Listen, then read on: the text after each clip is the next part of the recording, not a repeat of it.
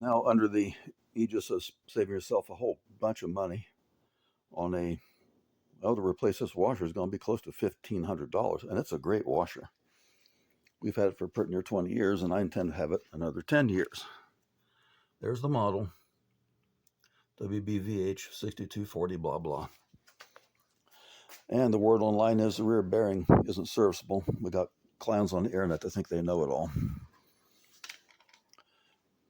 Couldn't replace the bearing, had to replace the washer. Bull crap. Here's a rear pulley. There's the belt. It's not worth $85. Go to an industrial supply and get one. There are two nuts on this shaft that look into that pulley assembly, or that pulley. See the double D on the pulley? Inside that double D was pieces of, where did it go? Shim material. I know what it is because I bought some of it years ago. It's brown precision PVC shim, and there it is, right there. That's brown shim stock. Brown means a certain thickness. I forget what it is. I think it's 10,000ths. But that was put in between the D flats and the shaft because it's not a real tight fit. That prevents the pulley from walking around and doesn't require excessive tightening of the fasteners. The first, it's a double nut. The outer nut is a lock nut. It's Loctited on. So take that off. And you can see where the thread locker was put on it. But up inside here, where it's real hard to see, but it's hiding, is something unusual about that bearing. Something unusual will be hiding up in here. See that little black dot there? That's on the very outside of that shield. This is a double shielded bearing, a 6206Z. There's the number. And up there on that shield, I don't remember if that was supplied with the shield or whether I drilled or punched a small hole in the shield. But by adding a very small hole, that allows us to take Mr. Turkey Baster Injector thingy-mabob and get a, what is that, 16 gauge needle? Auto parts stores sell that. When you get it, blunt the end so you don't stab yourself, have to go to the ER. But put that in that hole there.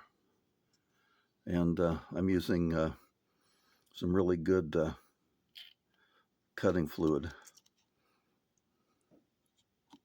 Let's see, it's being a pain. Using machinist cutting oil because it's relatively heavy viscosity and it's going to have chemicals in it to make it stick.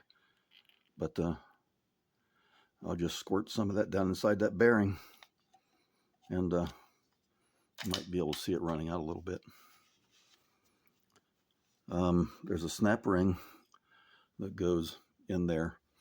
I tried impacting the drum backwards to knock it loose. It didn't come out, which is pretty much expected. It's got to be a pretty close fit on the OD. But it's probably possible to put a spacer up here and pull against that and pull that bearing out. That would make sense as to how they would design that, because they've got to be able to do field repairs, and they don't want to have to do a field repair and spend $300 or $400 on that tub assembly when it's just a $4 bearing. So there's how to relubricate that bearing and keep this thing running for, oh, this one's gone almost 20 years now. It's K8byp replacing the suspension dampers on this GE front load washer. But amateur radio is good for more than just playing radio. See that motor back there? That's a variable speed. I think it's a DC motor. And there's a specially designed AC to DC inverter and motor control assembly. Not a serviceable part. This goes, throw the $1,000 washing machine away. There's the ID on it. Emerson, part number X177546670, whatever. But the point is, see all those capacitors? I replaced all of them. I recapped this unit, every one of them. It was not easy. because they tend to use high melting point solder in these assemblies. It's resistant to vibration. So completely recapped for 30 bucks. 30 bucks versus 1,200 for a new washer. You decide. Not real hard to work on. Just take out a few screws, loosen a few cable clamps, turn it over. It's conformally coated. Scrape the conformal coating off.